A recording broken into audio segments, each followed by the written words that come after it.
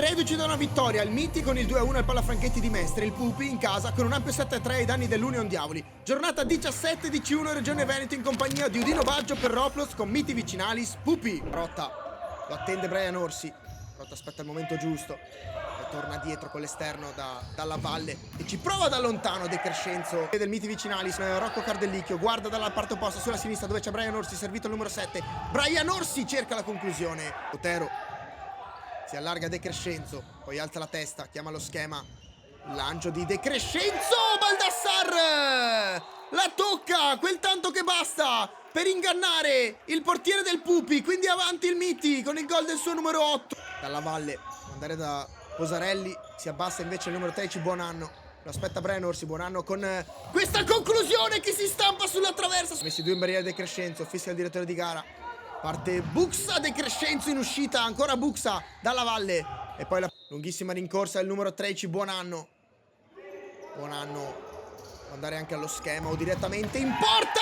È un tiro di Buonanno che vale il pareggio, Pupi. La palla passa di fianco alla barriera, probabilmente non la vede partire De Crescenzo e si insacca. E nel link in descrizione potrete, come sempre, scoprire le mix card di Roplos, le azioni personalizzate create ad hoc per voi calcettisti, per valutare, rivalutare le vostre azioni da un occhio diverso, da un punto di vista esterno. Calcio d'angolo, messa fuori, Baldassar, non trattiene, mette fuori, ancora Baldassar. Buonanno gliela tira addosso Baldassar, si lamenta, non c'è fallo, quindi può ripartire il Pupi della Valle che inciampa sul pallone, ma alla fine riesce comunque ad andare alla conclusione. Il contropiede micidiale del Pupi che da situazione di svantaggio al gol di Baldassar si porta avanti con il numero 10. Brian Orsi lo aspetta Marotta, Brian Orsi cambia lato, il controllo di Baldassar è impreciso, quindi bravo Dalla Valle che gliela porta via, poi il sinistro di Dalla Valle è largo, no.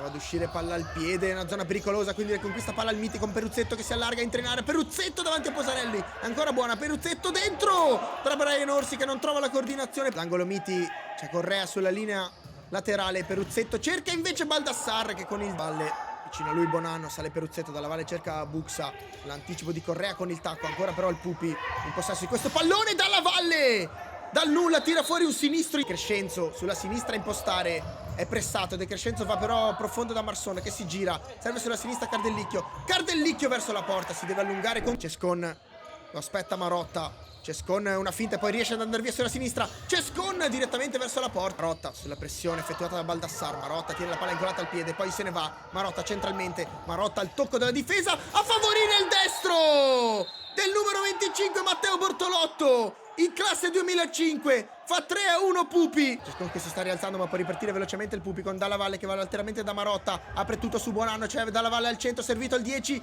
ci prova Dalla Valle che perde il tempo per andare alla conclusione. Non molla Orsi che quindi è costretto ad andare a destra da Baldassar che poi controlla benissimo, che numero di Baldassar, Posarelli, Correa prova a ripartire il 10, lo insegue Buxa, poi Correa sterza, scivola e quindi concede palla al Pupi, Marotta con il tacco vede come una mosca alle spalle l'inserimento di Nicolae Buxa che col mancino chiude sul primo palo, allunga di 3 il Pupi. Peruzzetto gli lascia lo spazio per girarsi Sabatino, Peruzzetto d'esterno per l'inserimento di Cardellicchio. Brian Orsi vede l'inserimento di Marson, il controllo del numero 23 che cerca la porta, deviazione, la palla resta lì, Sabatino ci crede più di tutti quindi fa ripartire il contropiede per i suoi, il controllo con la coscia di Buonanno che cerca il secondo palo, scende velocemente De Crescenzo e se ne avanti Miti.